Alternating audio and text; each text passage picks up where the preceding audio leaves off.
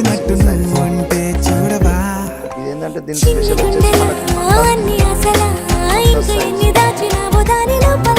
ఏ ఊహలో ఇలా తేలవే అలా వింతలెన్నో చూపుతాను నాతో రా ఇలా.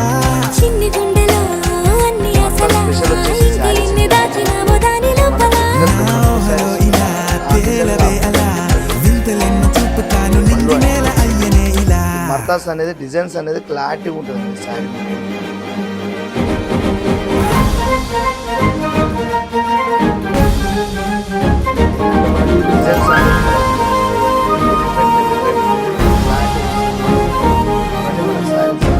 మర్తాస్ స్పెషల్ వస్తుంది.